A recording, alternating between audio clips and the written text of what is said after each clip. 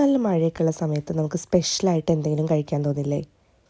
അങ്ങനെ സ്പെഷ്യലായിട്ട് എന്തെങ്കിലും ഉണ്ടാക്കാമെന്ന് വിചാരിച്ചപ്പോഴാണ് നമ്മുടെ കിച്ചണിൽ നമ്മൾ വളർത്തിയിട്ടുണ്ടായിരുന്ന കുറച്ച് ഓണിയൻസ് കണ്ടത്.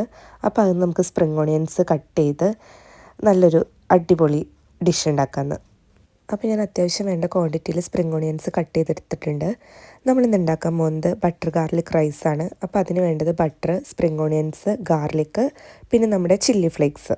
ചൂടായ പാനിലോട്ട് ബട്ടർ ആഡ് ചെയ്യുക. ബട്ടർ മെൽറ്റ് ആയതിന് ശേഷം നമ്മൾ ചില്ലി ഫ്ലേക്സ് ആഡ് ചെയ്യുക. പിന്നെ നമ്മൾ അതിലോട്ട് ഗാർലിക് ചേർക്കുക. പിന്നെ ആവശ്യത്തിന് സ്പ്രിംഗ് ഓണിയൻസും കൂടി ചേർത്ത് ഇളക്കുക. ആ റോ സ്മെല്ല് മാറി കിട്ടുമ്പോൾ ഡയറക്റ്റ് നമ്മൾ വേവിച്ച് വെച്ചിട്ടുള്ള ബസ്മതി റൈസ് അതിലോട്ട് ചേർത്ത് നന്നായിട്ട് മിക്സ് ചെയ്യുക. ഈ മിക്സിങ്ങിലാണ് ഈ റൈസിൻ്റെ ടേസ്റ്റും ഫ്ലേവറും ഒക്കെ ഇരിക്കുന്നത്. നമ്മുടെ എരിവിനും ഫ്ലേവറിനും ഒക്കെ അനുസരിച്ചിട്ട് നമുക്ക് ഈ ഗാർലിക്കിൻ്റെയും സ്പ്രിംഗ് ഓണിയൻ്റെയും ഒക്കെ ക്വാണ്ടിറ്റി നമുക്ക് കൂട്ടും കുറയ്ക്കുകയൊക്കെ ചെയ്യാവുന്നതാണ്. ഞാനിവിടെ സ്പ്രിംഗ് ഓണിയൻസിൻ്റെ അളവ് ഇച്ചിരി കുറച്ച്, ഗാർലിക് കുറച്ച് കൂടുതലാണ് എടുത്തിരിക്കുന്നത്. ഇപ്പോൾ നന്നായിട്ട് മിക്സ് ചെയ്തതിന് ശേഷം നമുക്ക് സെർവ് ചെയ്യാം.